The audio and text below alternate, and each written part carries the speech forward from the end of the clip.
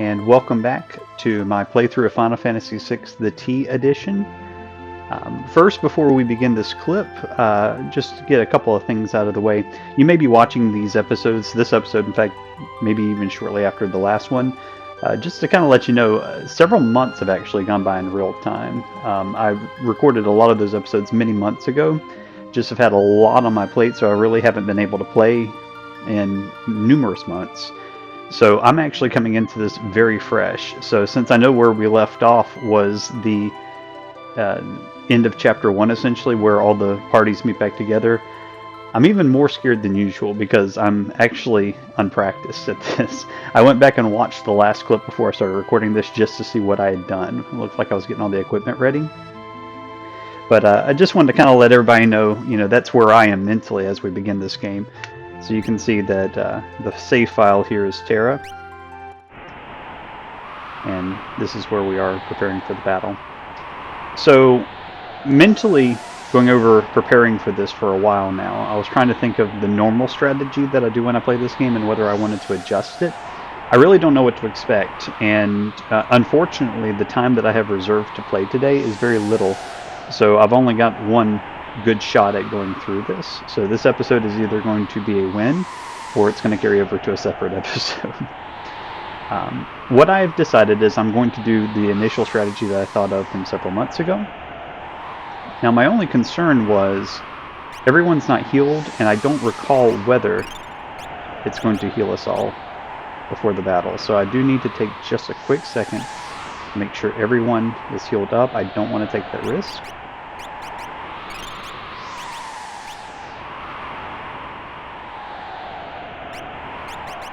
So essentially what my strategy is going to be is I'm going to have a party that will primarily be just there to take out all of the armies that will be coming up, and that is going to comprise of Sabine and Terra. Everyone else will simply be just to take out the boss. One battle, maybe two, or two at most, honestly, and you'll see why once we get started here. But I've got everybody. Forgot I can run. It's been so long since I played. I'm going to throw one more save in here, and we're going to begin.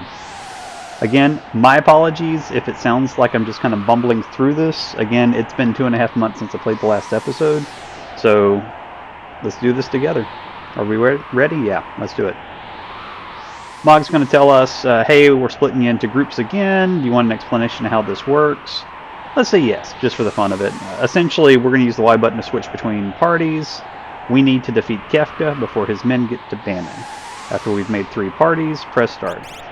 So party number 1 will be consisting of just Sabine and Terra. Party number 2, who we will take to fight Kefka, is going to be everyone who's actually going to do things. Now here's where I was thinking, because they've changed Gao, where he does more damage. He actually can equip a weapon. He's stronger. Normally Gao would just be to himself and he would just stand off to the side the whole time, but I'm actually, honestly, contemplating using him. But I don't know who I would replace Locke, I guess, and he's 2 levels ahead. You know what, let's do it. We're gonna have Gao as our 3rd attacker in this party. And then Celeste's role is to just do Runic Blade, because Kefka uses magic 4 out of 5 turns. Are you ready for this? Let's do it. Okay. There's the start button. Alright. Here they come. Ooh. Oh, this is different music. Oh, that's awesome.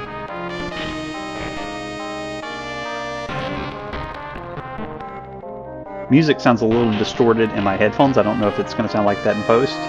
I did remember reading at the very beginning, it said that some of the audio may be distorted. This must be what they were talking about. So we're going to have to listen to... Hopefully it's not like this whenever I actually compile the video, but it's cool music otherwise. So you see all of these guys are going to start to slowly walk up here. We're just going to get a couple things together.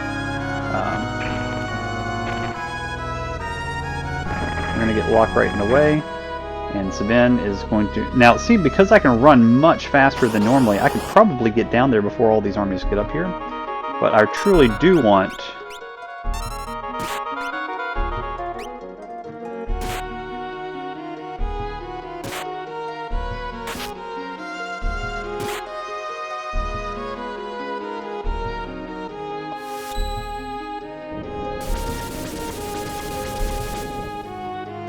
And this is why I kept harping that Sabine needed to be at level 15.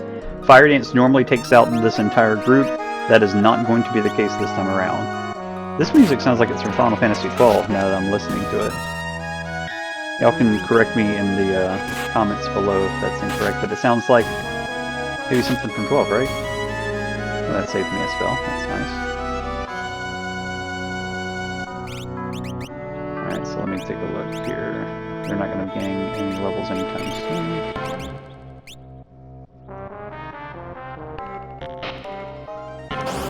So normally I'm just going to wipe them all out. Good for the experience.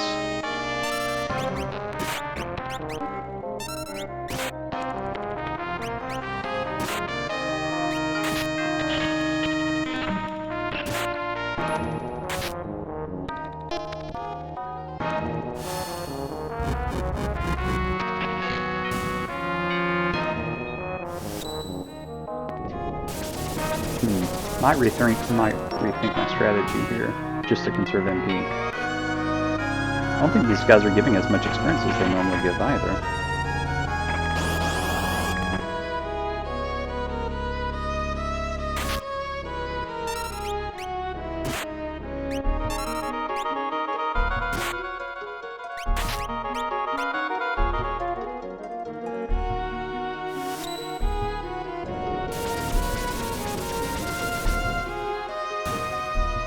Alright, the dog can be taken out by 1. That's good. With Sabine having the black belt, which means he counterattacks anytime he's physically attacked, and all of these guys are going to physically attack, so long as Sabine gets hit. Normally it's just... normally I have Sabine and Terra, but I should have been just Sabine, so that he would counterattack on every hit, and he would only have 1 turn.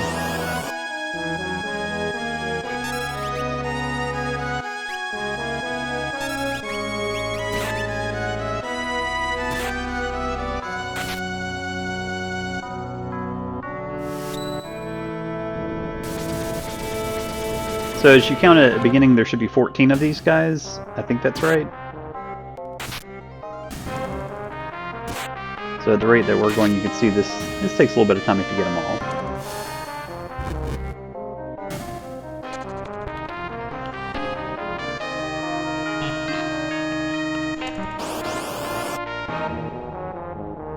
For those who are interested, I am doing this on my work lunch break.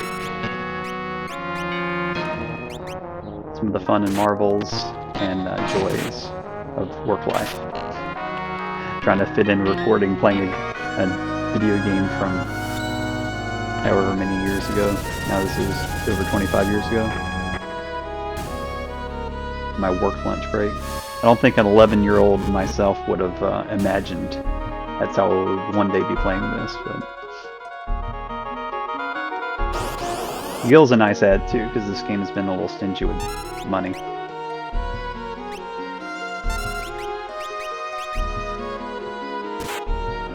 So it's going to be this and repeat, rinse and repeat. There is a second series of enemies that will be coming up against. You see that there was a different colored group. They're going to be comprised of a different kind of dog, but essentially the strength level and the difficulty level is going to be about the same. That got dicey.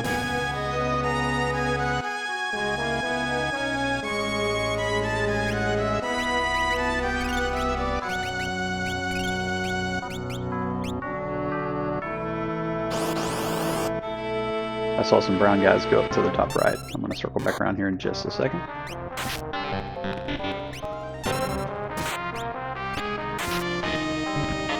See, I won't even need Terra for this. They each countered, or have been countered on each.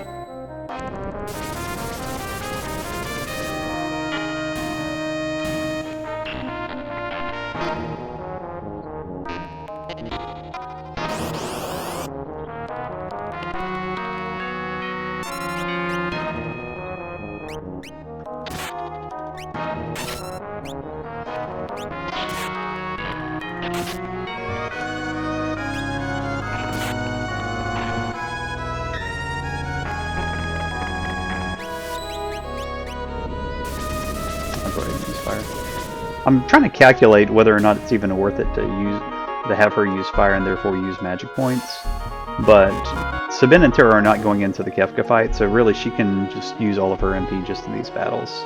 Oh, Terra did gain a level, look at that. Now, my math skills are fading a little bit. It felt like it was going to take more battles. But then again, we are moving pretty briskly. We've fought a number now, right?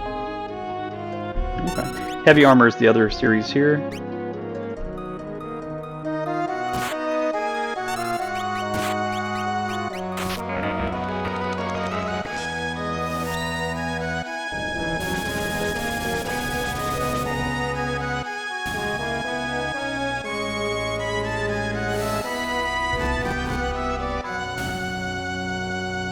Heavy Armor did not get it in one turn.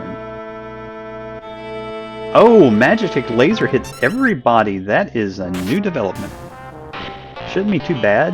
I don't foresee that being a problem. Just new and interesting. Alright, so Terra is through about a third of her MP now.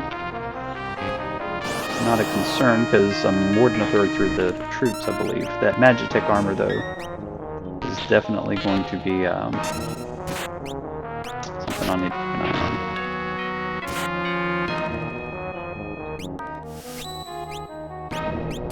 Now, the reason I'm not fighting with Terra is because I've got that Rune Blade on her, and I don't want to use MP with her just simply attacking. Because she would lose 15 MP, as opposed to just using a fire spell like 5, I think it is, 4 or 5. So it is taking an extra turn to do that, but I think in the long run it's going to be good for the conservation of MP. This might very well be the most boring video yet of the series. You're just watching a whole bunch of battles being fought. It's just the same group over and over and over again. But it is a good opportunity to perhaps catch up on everything that we've gotten through up to this point. I mean, this game was really awesome, ambitious. Storytelling, for the most part, was something that was done in the instruction manual, or maybe a little bit at the beginning of the game. This was 1995, and to have a game that essentially played out like a book that you're playing was just unheard of. That's the reason I think that so many people are enamored with this game. If you ask people what their favorite Final Fantasy is, and they're not somebody who got on board like around 10, because at that point graphics became the big thing. Everything was just pixels if you didn't grow up with this kind of graphics. But, you know, let's say you've got somebody who's around from Final Fantasy 6 and 7 era. They're going to say it's either 6 or 7, and usually they're going to say it's 6 if they were around when 6 came out. And it's not necessarily because of its own merits, but it's just what you were comparing it against at the time. I mean, Chrono Trigger is the other big hitter. It came out the same year as this game, coincidentally. But there was never, ever a game like this. Even the Dragon Warrior series, or Dragon Quest series, which is awesome, and had some pretty great storytelling, was still not really a character development storytelling. It just was an interesting fantasy-type story. But to have the character development that this game involved for 14 different characters, and it's so balanced where they all get their time to shine. I mean, can't say enough about it.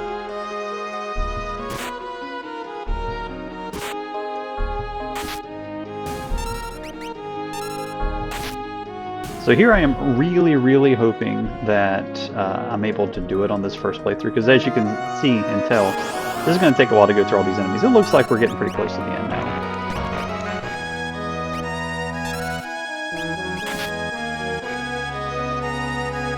Oh, see that pounce from that dog. It's definitely its big hit move. Did that? Oh, sorry, I looked away from the screen for a second and I didn't see whether I actually got the blitz command in right.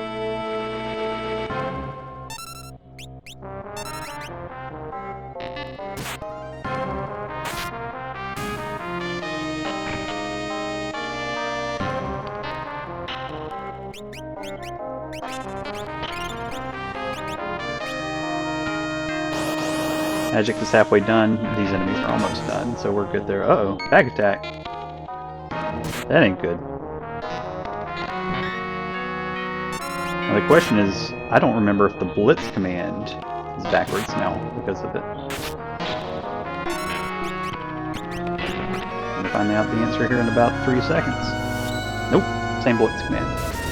Because the blitz commands, if you'll remember, are a series of key commands that you're putting in. And in your head, they're all, by the way, very similar to, like, say, your Street Fighter commands. Down to forward, forward to back, that sort of thing. So in my head, when I say forward to back, and I'm facing the opposite direction, you can see how you'd be like, okay, do I have to turn the blitz command around, or... I'm just glad I'm getting them all in right. Earlier, I was watching some of the older clips, and it looks like earlier I was missing a couple, and I think the reason why is because I'm playing this on an emulator, and there's just like this half-second delay between when I actually hit the button to, say, go into blitz, and when I'm pressing the keys in. And I think I was just doing it too fast because it hadn't registered that I was putting a blitz command in yet. At least it's what I believe is going on there. Because I haven't missed it since. Oh, finally got a counter from that guy. Because I'm finishing him off with fire, I've been able to avoid those counters pretty good. Alright, so we're going to take a break away from standing in one area here just to see where we are from... So we got one of these green guys, I see some brown guys down there. I might go ahead and bring the other crew in, just so that I can get a warm-up battle or two.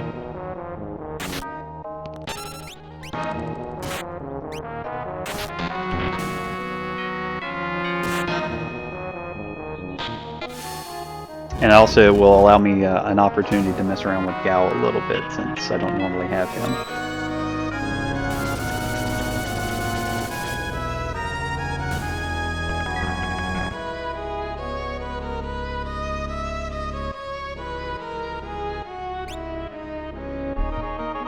How many more of these guys we got down here? Oh, several. Okay.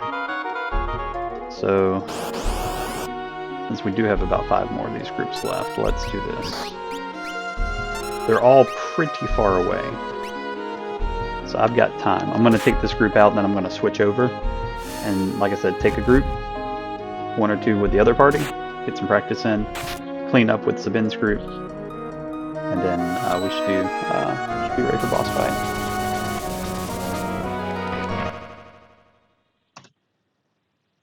Sorry, 1 second.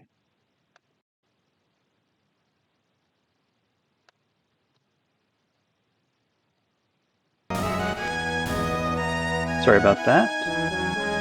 Another of the fun parts of being a grown-up and playing these old video games is that sometimes you just gotta pause the game and step away to take care of something. Life doesn't stop, right? Alright, so what did I say we were doing? We're gonna put this guy to the side and bring down party number 2 and get a couple practice battles with our party. Alright, so here's party number 2.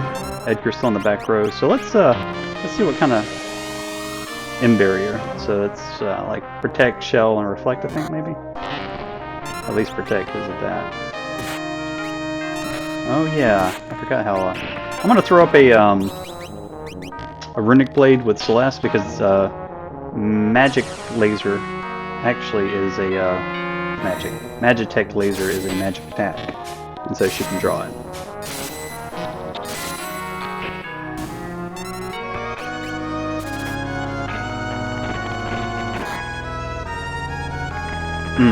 Counter on the physical attack. Forgot about that.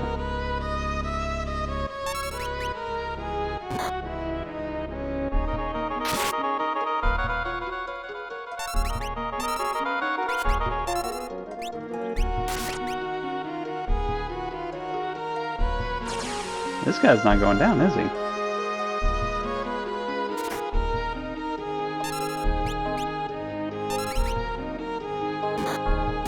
There we go. Got barely anything for it. Alright. So, you know, maybe it was a good thing that I got a little practice in there, right? Use a good little chunk of magic here also. Alright, so I'm gonna fight through a couple more battles here for the practice. I wish I didn't get another of these.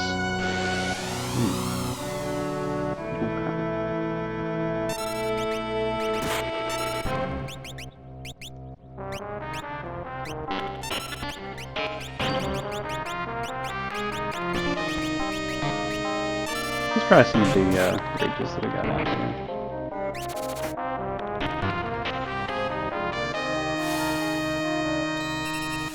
Yep, reflect, forgot all of that. And I just said it too, didn't I? And there's the Magitek laser that I should have put the... I really should have put the runic up for that one.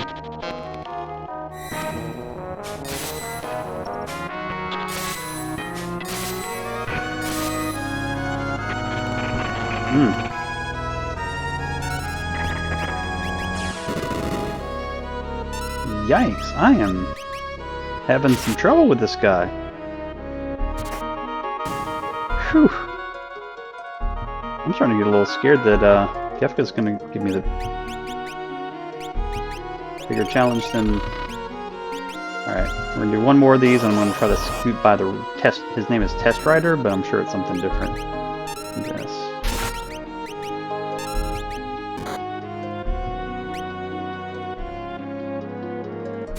That pincer attack made this pretty much free, so that was nice.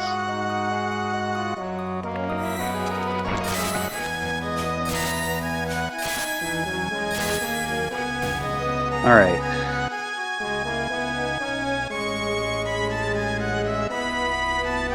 Here we go. Oh, we get a little dialogue. Normally we just jump right into it. No, oh, and everybody gets a little something to say. Cyan. Oh, ho, ho. I picked the right person to engage this battle too, it looks like. I wonder what everybody else has to say there. Alright, so here's Kefka. Kefka is going to come right out and hit me with a magic spell. That's fine. As soon as I get down here and get the runic set up, she's just going to runic every turn to draw all those magic attacks. The AI may even interpret and anticipate that.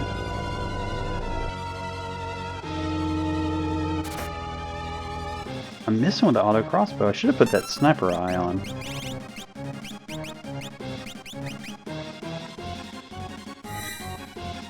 So I'm assuming that he's going to be much tougher than he normally is, and he is already pretty tough. But Cyan's going to lay down some damage. Ooh, we get some dialogue. Oh my goodness. Yes. Oh. I couldn't get the runic up fast enough. Double spell is so not good because I will only runic one. This is... oh my goodness. I am really not in a good position, and I picked Rage with Gal. Oh my god, I'm dead. All this hard work to naught.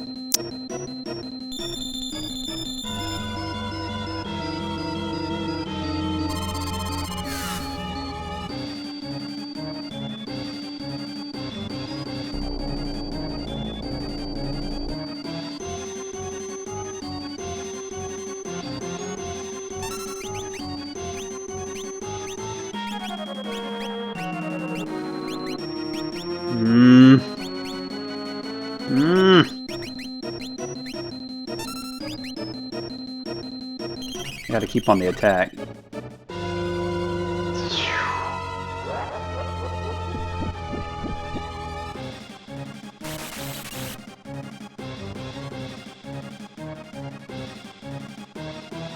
At the very least, I gotta get Celeste up to runic one of those two spells.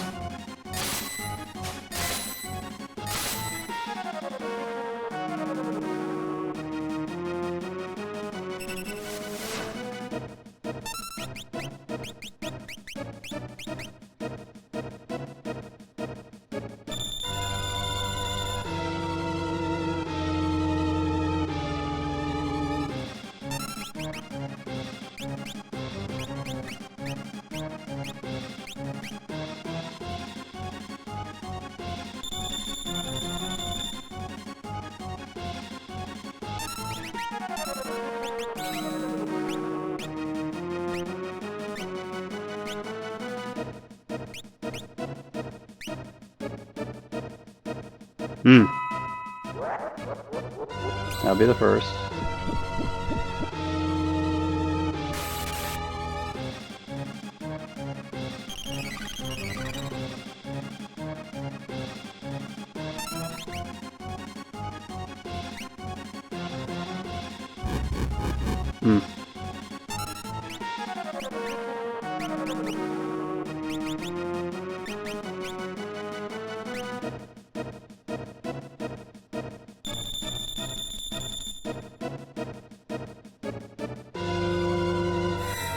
Gotta keep that damage going.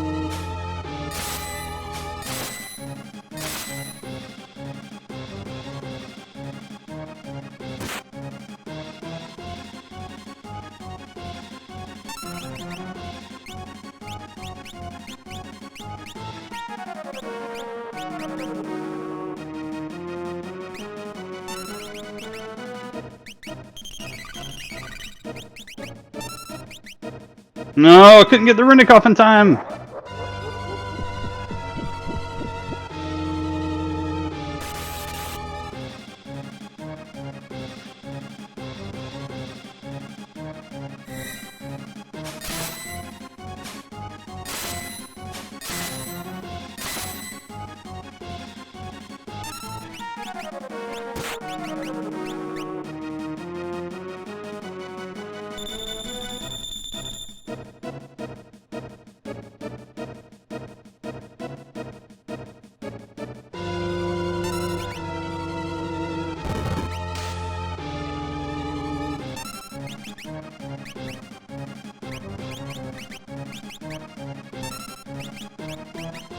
My only chance of winning is through Cyan, so I'm wasting some elixirs over here, but...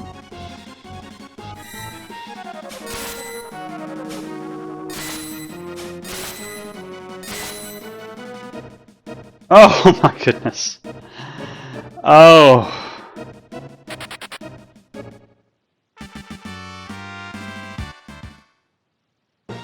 And you normally get a peace ring there. Oh, we did it. We did it. Okay.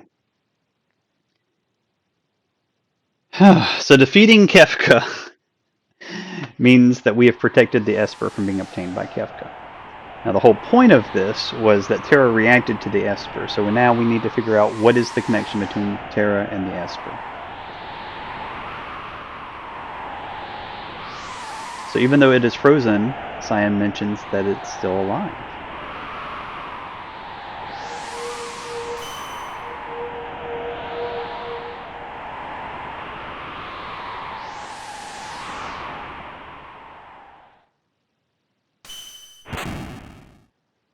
So whatever this incredible energy surge or pulse knocks everybody aside, except for Terra. And now they're witnessing what apparently had happened before in the cave, but there was no survivors.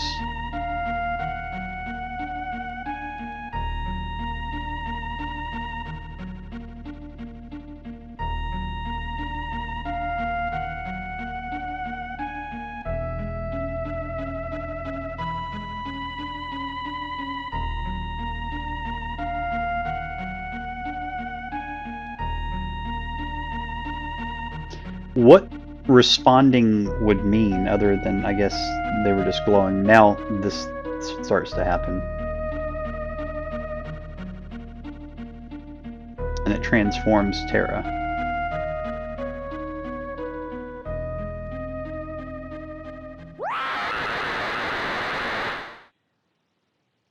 Who sounds like Lavos from Chrono Trigger and flies off.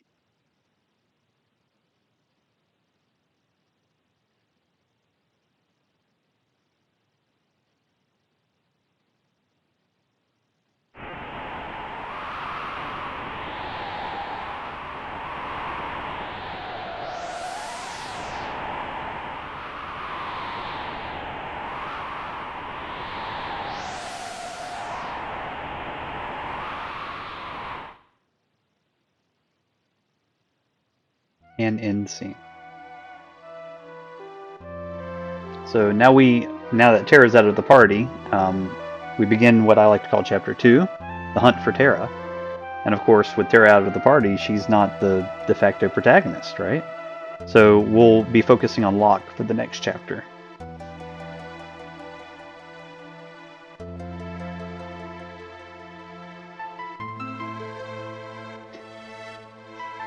I like how Celeste says she looks like an Esper, where in reality the general population and public has probably only ever seen the one Esper, so there's not really anything to compare it against. Now, to be fair, Celeste, being a general of the Empire, has seen other Espers, so she could make that statement, should be alright. Anyways, everyone comes and checks on Locke.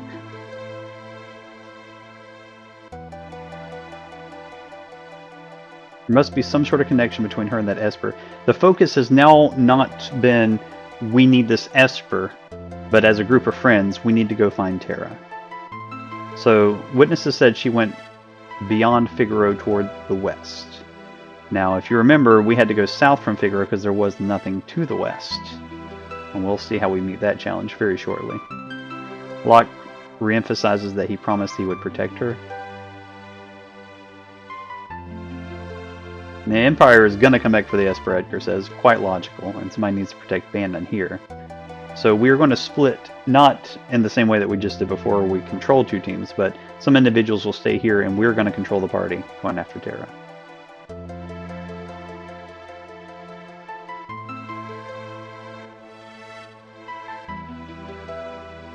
Figaro Castle can shuttle the others to the western province. Shouldn't be hard to track down clues in Cullingan or Jador as to Terra's whereabouts. So we can take a party of 4, at least for the first leg of this.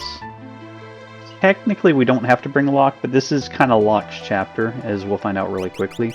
And we do want to take Locke for some plot related, or some, not plot related, but side story related properties. So this gives us a couple of important decisions to make on our party. We're going to take Celeste because Celeste, if we were going to say there was a second main person other than Terra, it's Celeste. So we need to make sure she's getting as much experience as we can. Edgar is just failing on the auto crossbow thing. I don't know what his deal is, but Cyan is really taking it. So it looks like Sabine and Cyan are going to be our individuals who are going to provide some punching power. I'd like to bring Locke because, again, this is Locke's story. I really want to experiment more with Gal. I'm really been impressed with what they've been doing with Gal. Let's start with this party for now, though. I've never not taken Edgar here, by the way. Normally Cyan is the person who hangs behind, because while he's powerful, he's just slow and not very helpful. But man, was he dishing it to Kefka earlier. So let's make this our party. Now, there are a couple of things we want to do while we're here in Narshe before we leave. But I want to save it. I don't want something to happen and I no longer have this after that battle. So we are going to get a couple of things here. That Sneak Armlet is going to be for Locke. Thief Knife is going to be for Locke. All this stuff is really important stuff. So we'll be coming back to this house before too long, by the way, for that last chest. So I'm going to heal and leave town and save, but on our next episode, we are definitely coming back in here. We're going to stock up on some supplies, because we should be able to now buy some weapons and such. But we're stepping right out of town here, and I am immediately going to save. Thank you everybody for watching. This was a big episode for me. First, getting back into the swing of playing after several months. Second, for taking on that intense battle with Kefka. Chapter 2 starts with the hunt for Terra. My recording arrangement is still in flux to get it best. I don't have a good recording environment, so there may be background noise. The updates may be slow in coming after this episode. Who knows? We'll wait and see for the future, but in the meantime, thanks for watching. Thanks for everything. Like it. Tune in. We'll see you later.